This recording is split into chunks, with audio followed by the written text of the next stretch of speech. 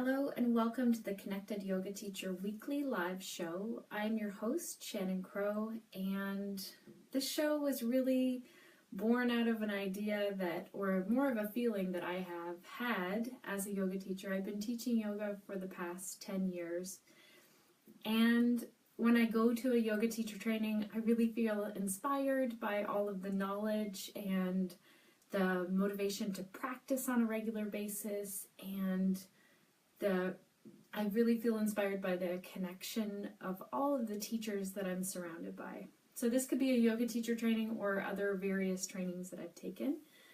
And I always feel this boost of energy, this motivation when I'm there. And then that starts to dwindle and fade when I get back home, back to reality of real life and having a yoga business. So I am a yoga entrepreneur and I really own that. I love to see what systems I can put in place to make my life easier. And then from that was born my consulting business, working with yoga teachers in studios, which is my main business now. And with the live show and soon with the podcast, I'm sharing weekly with yoga teachers in a way that you don't even need to sign up for consulting with me. If you do decide to dive in and go a little bit deeper with your business, then you can sign up for consulting if there's something really specific. But I want to bring some of the main topics to yoga teachers so that they can feel like they're connected to a group and a community. So for that, we have a private Facebook group called the Connected Yoga Teacher. And there's also a page, the Connected Yoga Teacher, so it can be a little bit confusing, but one's a group and one's a page. If you join the group, there's lots of great stuff in there, great conversation with other teachers from around the world. We have over 100 people now, I can't remember what the exact number is, of yoga teachers in there. And they're all so supportive and offering different inspiration, sharing what they do, and connecting with each other in there. It's amazing. Okay, so today is part 2 of how to increase your class sizes, or if you start to look at it and you know what class size you want to have, but maybe increasing the number of students that you're seeing. So I'll just refer back. So if you're wondering, well, where's part 1? That's on the Connected Yoga Teacher page. And also very soon, there will be a website. There is a website, but there's not a lot there right now. It directs you to the Facebook page. But my goal is by this Friday to have it up and going for everyone to go to the website. And these videos will be there, as well as any articles that go along with the videos that I've written. And also what will be there is the podcast soon. So on March the 4th, we launched the podcast. That's in only 20 days from today, I was counting, and which is very exciting and at the same time a little scary because there's all the technology side of things, and then it's putting myself out there in a different way. Okay, so, and one more thing before we dive right in today, I want to share with everyone that there is a Valentine's Day special, so it ends tomorrow, is Valentine's Day 2017. If you're watching this later, sorry. If you're watching this before Valentine's Day 2017 midnight, there's a special on. If you book a consultation with me, you would have an hour follow-up appointment for free, which is a $50 value. So check that out. You can find that on the Connected Yoga Teacher page. I'll post a link. I don't think it's there yet. It's only been shared in our private teacher group. Okay, so let's dive in. Class size, part 2. I have some points here all in front of me to read. Also, there was a red bird outside my window that's really distracting me, so I'm sorry if I've lost my train of thought for a moment. We also have a wild turkey that comes to our feeder as well. And I think I'm still kind of in this headspace of 12-year-old girl birthday party from yesterday. So my daughter turned 12. She's the baby, and we had a spa-themed birthday party yesterday. So if I'm a little foggy, it's all of that. Bird watching and birthdays. Okay, so I'm going to, again, this week give you an action step, and I realized that it's a lot of them. So if you just really connect with one action step, it'd be great to hear which one. And to just work on one this week. Okay, so connecting with students in your class. So if you can greet students when they're coming in, or say goodbye to them as they're going out, and use their names. So learn your students' names. A great tip on this is if you don't know your students' names, at the studio that I work at, we have names and it's by last name, alphabetical order. So often if I can't think of someone's name, and sometimes this is legit, sometimes I don't know their last name, but I will say to them, oh, what is your last name? Because you're not really expected to know everyone's last name off the bat, but first names is really nice. So I try and say people's names, even when I'm handing out eye pillows or something. Would you like an eye pillow? So-and-so. And use their name then. If you can find out information, I don't mean as a spy, but just asking information about, or listening for information about children, pets, trips, things that are going on in their life, and remember these things. And then ask them about them when you see them again. And if you can't remember these things, then write them down. That's an easy way. You can have a little thing and write them down. Also, if you can give some encouragement to your students, so saying things during the class, and it can be to everyone, encouraging things, also using their name, as long as you're not centering them out. And going around with props can also be a way to connect and offer assistance to your students. So the action item for this first one today is to place yourself near the entrance or the exit. So when your students are coming in or they're going out, you're reminded, okay, it's my time to greet them or say goodbye to them. And I find sometimes this is easier at the end of a class. I'll stay near the exit and just say a little goodbye, have a great week, thanks for coming, kind of thing. And even if people are talking to me, I try and then say goodbye to them. So I'm there, but I'm also saying goodbye to other people. I don't know if any of you have good points for that. Sometimes at the beginning, I try and say hello to them as they're coming in, and as the class gets bigger, it gets a little more difficult. Maybe I'm getting props for someone who seems rushed. I try and help them out that way.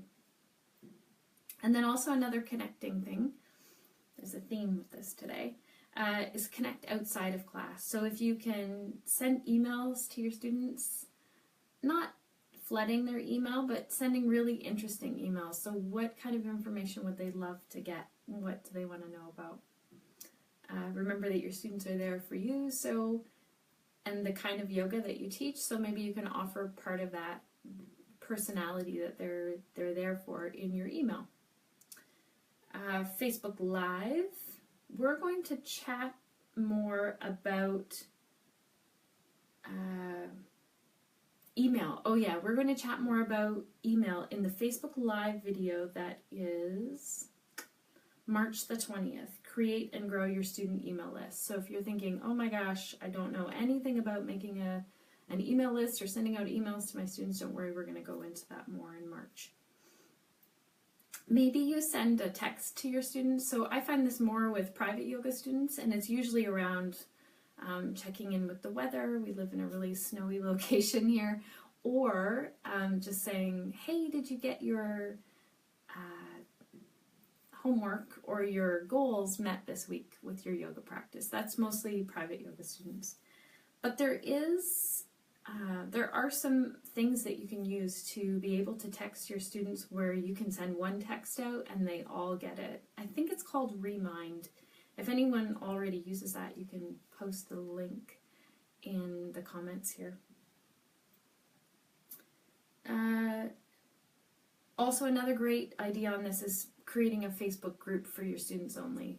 creating a private group where you either invite your students to join or you invite them. Just know that they may not want to be part of the group, so keep that in mind as well. And keep in mind what you're going to tell them in that group. So say if they were part of a private Facebook group and then they knew that they got some little extra for being in that group, then they would want to be there. Or say you share news or you share links or different information in that group. It's a great way to connect to them outside of class. Another idea is to have an event that's outside of class. I've never really successfully done this. I just remember having like a little yoga student potluck gathering, and it was really small, and that's not really my strength. But I do remember organizing a walk for students. They were Baby and Me students, and we had a walk to the park as one of our classes, and they loved it. They said that they wanted to do it all the time. Phone call. So it used to be that I would, when I first started teaching, there wasn't Facebook, and I had dial-up, and so I called a lot of my students to check in, just say, okay, the next session is coming up, I'm doing this. So if email and Facebook and these things are not your thing, maybe calling them is your thing. Just know that sometimes people can really want to chat. It's also a great way to check in with students. Sometimes I'll have it where students aren't coming to class for a while, and then I will send them an email or give them a call and just say, wow, I've seen that you're not in class lately. I just want to check in and make sure everything's okay. Often there is something going on in their life where they're not coming to class. That's usually the way it's been in my experience, and they really appreciate that I've noticed and that I've checked in.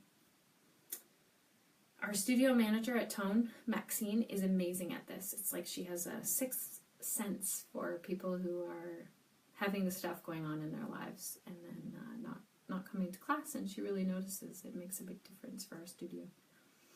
Okay, so the next one is themes, and if you want to learn more about doing themes, watch the very first live show for the Connected Yoga Teacher. That was a long time ago. That was somewhere in January that I posted that, and there's a whole show on themes, and on the website soon I'll have that and a few articles to go along with it as well, or a few little things. Okay, we didn't do an action step for connecting outside of class. So if you want to connect with your students outside of class, the action for that this week is to gather students' emails and to start getting them ready to put them on a list. Now, if that's not your thing or your idea, or maybe you already have that, you can pick another one of the ideas. But that's my takeaway from that. If you need to connect with your students outside of class, email is really a great way to do that.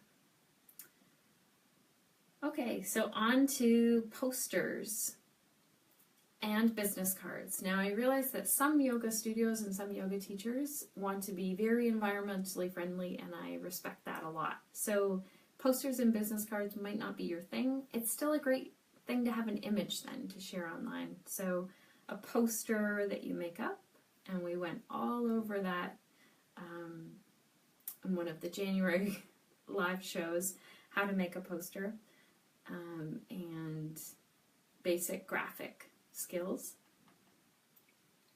So if you can have posters ready with you, that is kind of my suggestion for this. So if you create a poster for your class and is riding around with you in say, a business travel case or in your car, you're more likely to put it up.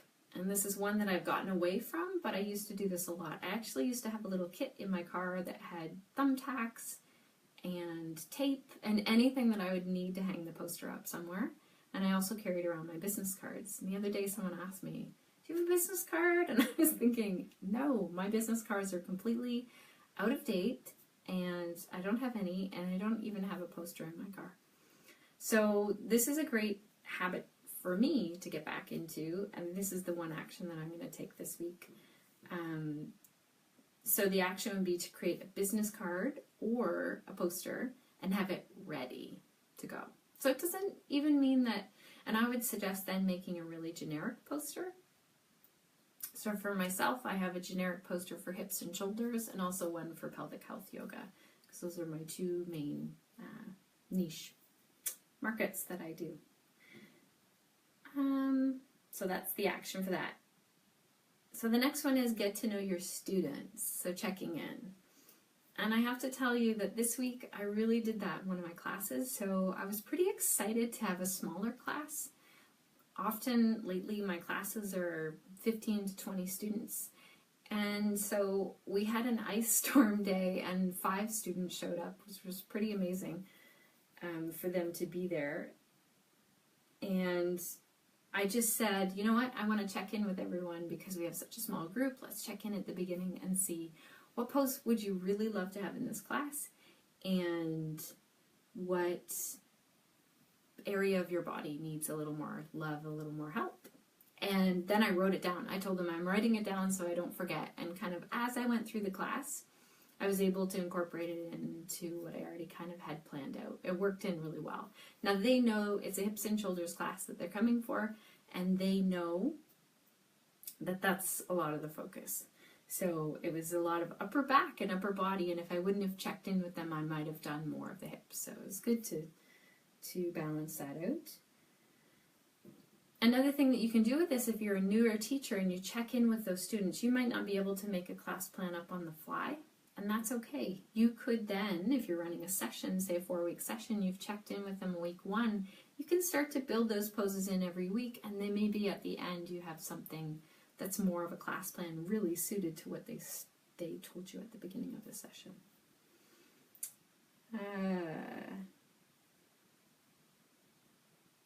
So if I were to do one action for that one, I would say one of my favorite tools to do a check-in with students is I ask them to rub their hands together and gets them all kind of like, oh, she's doing something, she's teaching, something's happening at the beginning. And then get them to like place hands on a part of the body that needs a little more attention and love. And you can do that 2 or 3 times. And then I watch, okay, what's everyone got going on?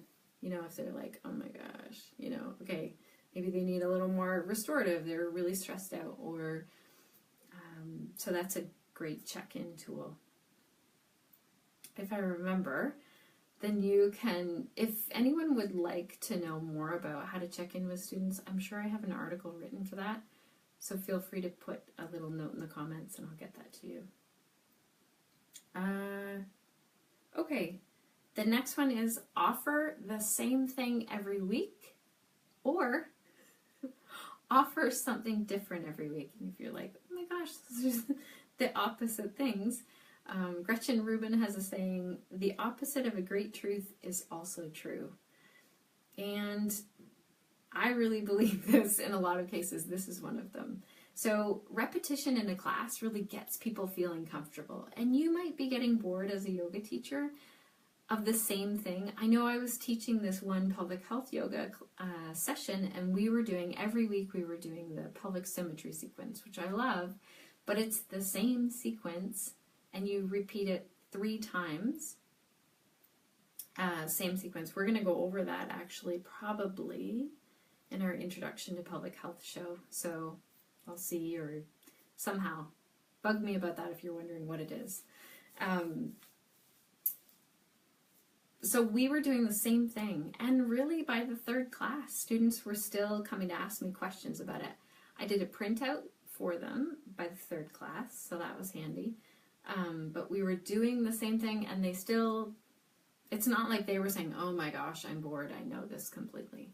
They didn't know it completely. I do, because I've done it a lot over the years. So it's great to have this repetition and to have students feel like, oh, I know what's coming next because we've done this. And you might print it out for them, or you might just repeat the same flow. And you might even do that for 4, 6, 8 weeks. So I know for someone like me and many yoga teachers like this, they start to get bored with it. But if If you always do the same thing in your class, that's not what I'm going to give you as the action thing. So if you're always adding something new in, try doing the same flow. Try and pick a flow that you really like.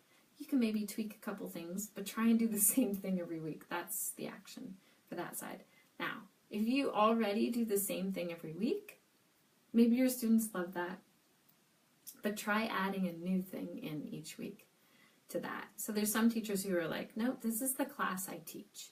And I do know from hearing from students that they say, wow, like, it's okay, but I go to the class and it's the same every week. And they can tire of it. So if you want to bring that in, add something new into that. It might be the same flow, but you just add a little new tweak to it. And then it's a surprise for them, or it's a challenge to learn something new for students, and a lot of people like that.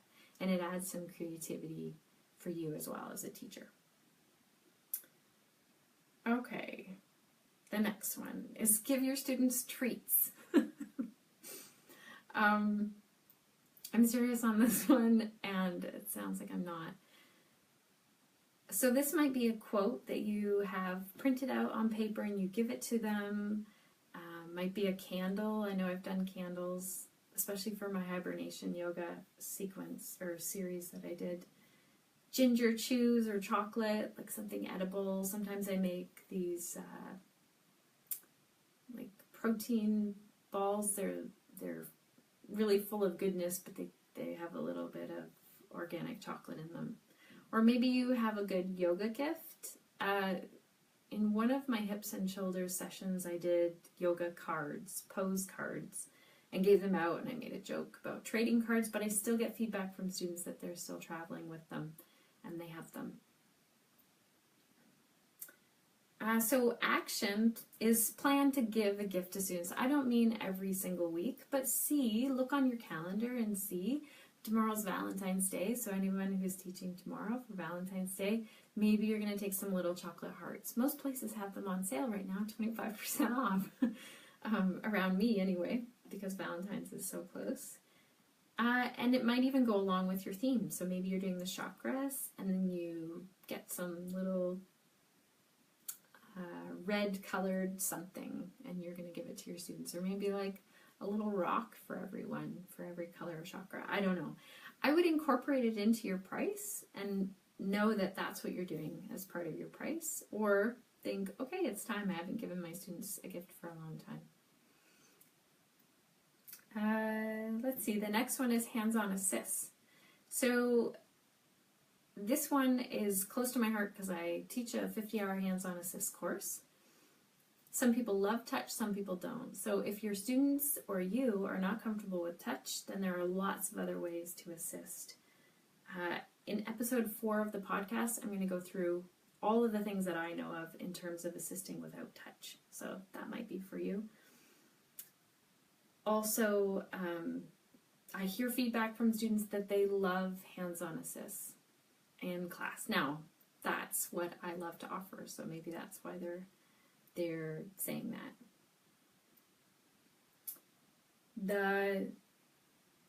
The spot that I feel really comfortable starting, or did feel before I also have a background in Thai yoga massage and have studied assists for a long time. That said, when I graduated, I did not feel comfortable assisting students, so that's come over time. But the place where I really wanted to start was in Shavasana. So I knew that people weren't moving around, and I had some time to go around and give assists in Shavasana. If you're looking into more of that, we're going to have an episode on consent cards, asking permission for touch through a little card. Molly Kitchen's going to be talking on the Connected Yoga Teacher podcast about that. And then also, I have a 50-hour Art of Assist course, which is hands-on as well as other ways of assisting. I teach it here in Owen Sound. I also travel with that course, and I'm getting a few requests from teachers to teach it online and looking at how I would actually do that. So if I continue to get requests, that will be something that I'll look at sooner. But there are also lots of other yoga teachers that are offering assist courses, so hands-on as well as, and I would look for a well-rounded course, one that offers hands-on assists. I really like to focus on what's the intention behind the pose. I like to assist safely as well, so keep that in mind. And you may even have specific classes, like this is a class that has assists, if you're not sure how it's going to go over with your yoga students. And if you are not comfortable with assists, then I would leave it out, not have it on my list. So the action for that is to learn one assist this week, if this is one that's calling to you, and to practice that on a friend or a teacher. So feels like I have to combine a lot. That's a big topic, hands-on assists. The next one is to strengthen your own practice. Episode 2 in the podcast, so the second Saturday in March, we're going to be hearing from a yoga teacher, and I'm actually doing a recorded consult that I'll be sharing, and it's kind of listening to a yoga teacher who feels stuck and wants to strengthen an at-home practice. So it's beneficial for anyone to hear, and we all get in these stuck places as yoga teachers, so it's a great way to, I would say it's a great thing to look at if your class sizes start going down. Look at your at-home practice. It might be an at-home practice, it might be getting out to a class, so that's another great way to strengthen your practice and to strengthen your skills as a yoga teacher. An online one that I like is Yoga Anytime, and there are also other ones, so if you guys have other online yoga videos, or I like the ones where there are new videos put on, so Yoga Anytime is one of those. Yoga Glow as well is one that I have watched in the past. And then also training. So when you are looking at trainings, it's easy to think, well, this is going to fill me up as a yoga teacher. And the only one caution I would add to that is it going to fill you up in some way? Or is it going to serve your niche, your curiosity, your passion for where you're going with your yoga business? Yeah. So if you're wondering what is my yoga niche, don't worry, there's going to be more. We do that on February 27th.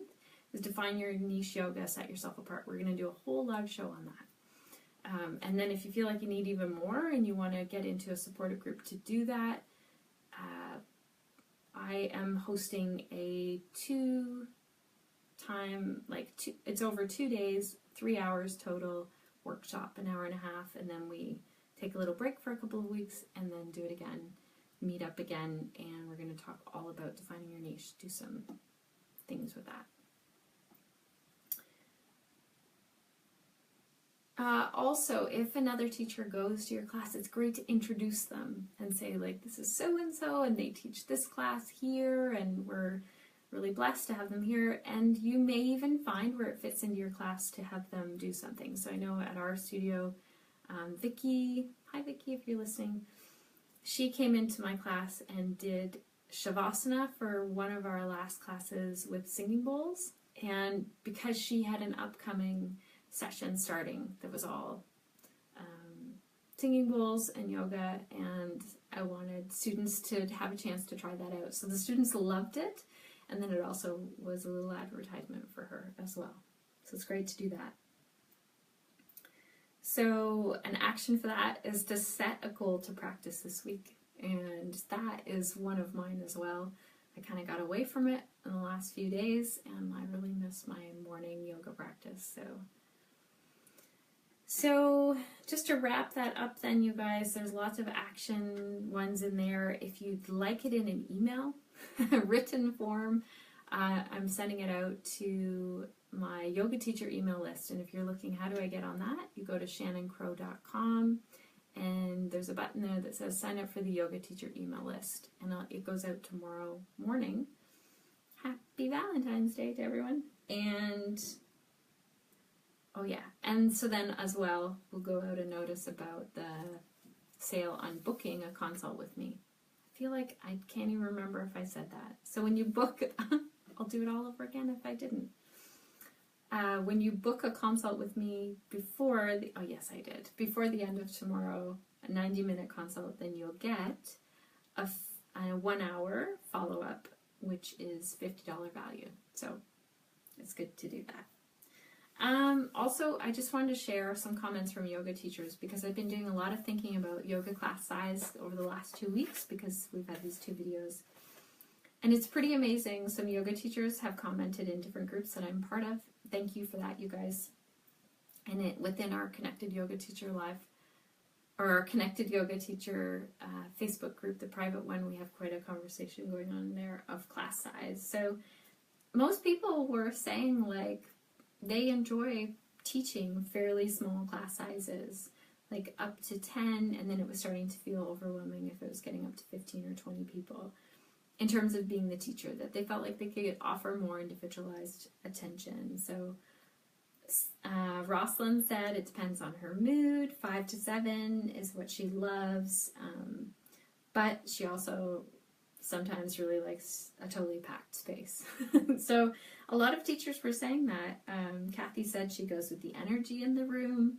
Shannon said she likes around 5 students, usually 10 is her max comfort. Not me, Shannon, a different one. Sean said 6 to 10 is his, and he has taught larger classes with 20-25 people, but it's really hard to personalize then. Sherry said 4 to 8 is her favorite. Tara said as a student she really likes 1 to 5 students, really small. But as a teacher she usually gets around 1 to 10. And she does like bigger class sizes as well. Jamie said 5 to 10 students. She loves the one-on-ones. And as a student herself, 5 is a great number. And then the teacher has time for each person. And then I heard from some different students and friends of mine on my own personal Facebook. And they were basically saying, like, they like to not be crowded. They like to have space to move in that. And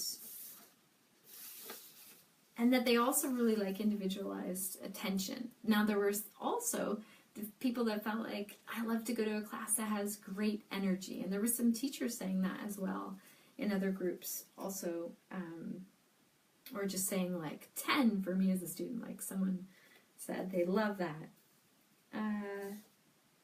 So all in all, I got this feeling that teachers almost were saying 2 things. So as a student, they were pretty specific about what class size they liked. And as a teacher, more and more I heard the message of, this is the number that is showing up, and I like it because of this reason.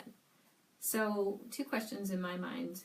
One question is, are teachers feeling like, I like it because that's the way it is, and I'm telling myself that's the way I like it? Or are they liking it because that's the way they've formulated things, and they've advertised their classes until it reaches a nice class size, and then they go along teaching to that class size? So that's something to think on, and I think that really goes back to setting your intention of what is the ideal class size for you. So if it's a private class and you love teaching one-on-one, or if it's a great big huge group class, really just thank you for doing the work that you do and sharing your yoga in whatever way to whatever class sizes. I hope these tips have helped. And I was actually thinking it would almost be, instead of increasing class size, just how to improve either the quality of your own experience as a yoga teacher and that of your students. It got to be a bit more of that, so that was nice. Thank you guys for all of your comments in last week's video and sharing that. And so 20 days to the launch party for our podcast launch party. Everyone is invited to attend. It's a Facebook Live video on the Saturday, March the 4th, and I would love to see you there. But there will also be a chance to ask questions in the event and to watch the replay. Oh yes, and next week we're going to talk all about breath pranayama on the live show next Monday, right here. So I will see you then. Thank you everyone who could tune in live today, and thanks to those of you who are watching the replay. Have a wonderful day. Namaste.